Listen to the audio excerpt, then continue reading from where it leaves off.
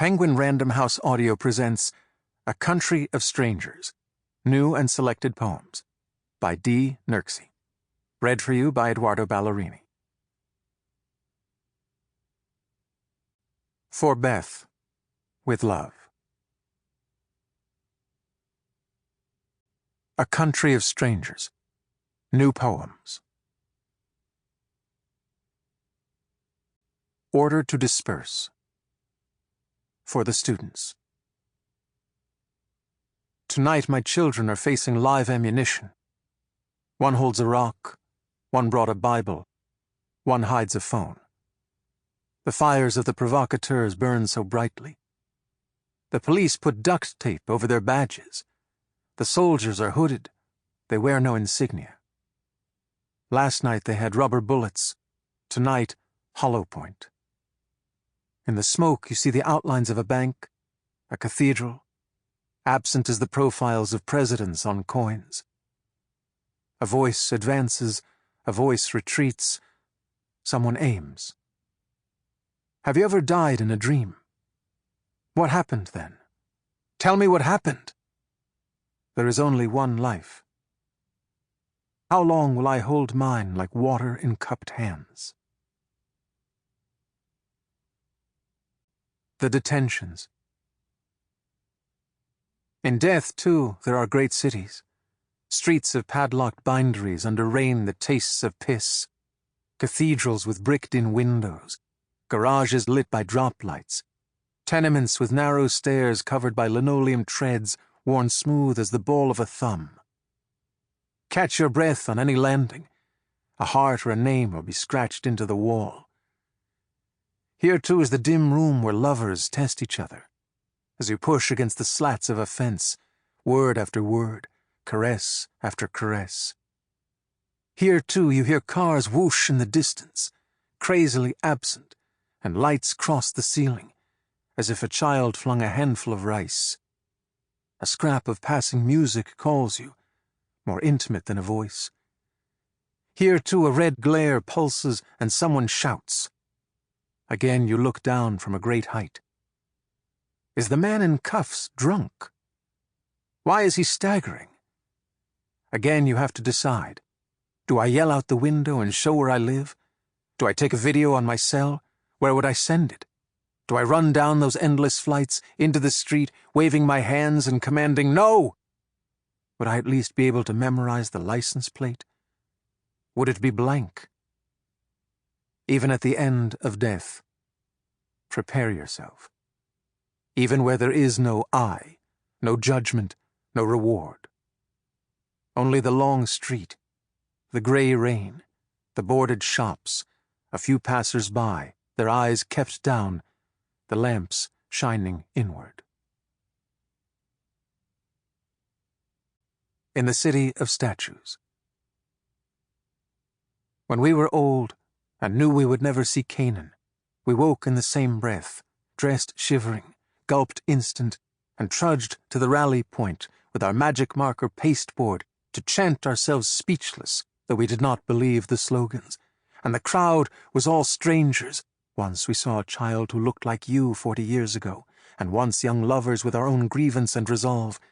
Facing us, batons, gas canisters, hoses, stun guns, grenades, and the strange machine that can decipher the human face. In the winter of painted swastikas. The demonstration is winding down. The sound system has been dismantled and stashed in numbered boxes. Students, draped in frayed banners, are flirting or commiserating. There's still a sense of safety lingering, though the streets home are icy, dark, and watched. And if two women hold hands, a helmet on a rooftop will shout, "Girls coming from the march!" The polls. What if asthma strikes in the line outside Medgar Evers? Supposing your sugar drops and you sway, the next person can't catch you. Distance. Dawn is so far away you can't see your right hand. Yet the crowd fires its own neurons. Advance 6 steps, shuffle, pause. As if you are deep in a body whose mind finally knows itself, and the Methodist sirens are faint now.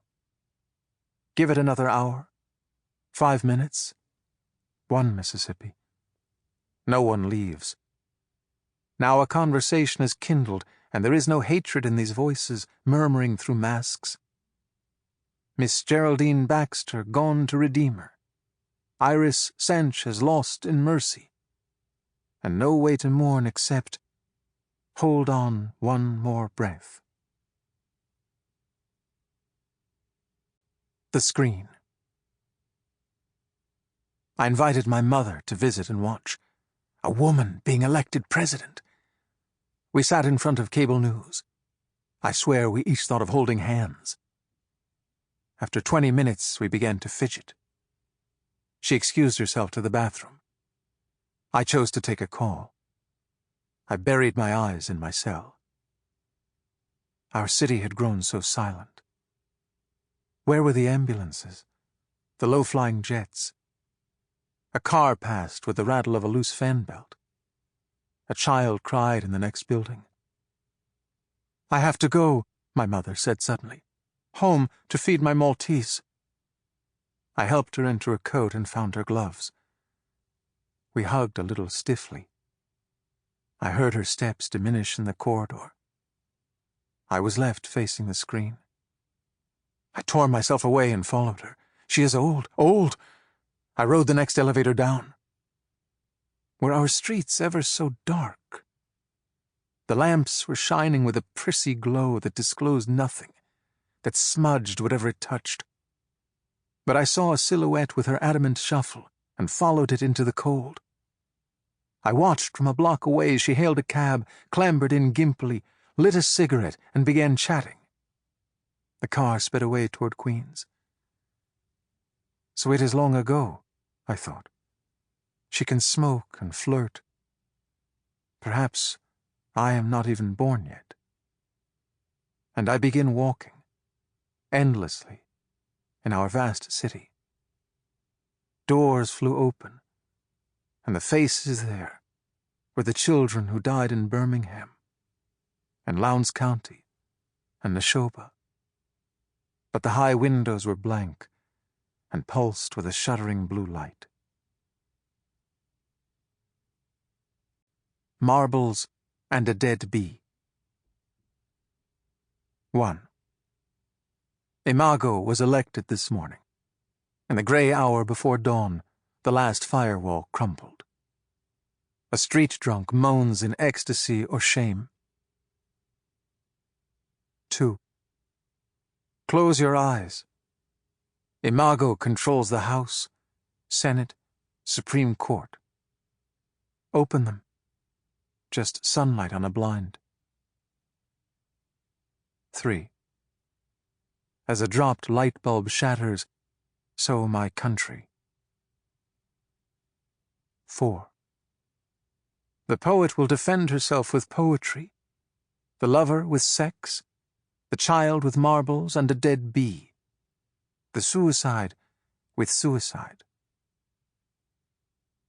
5.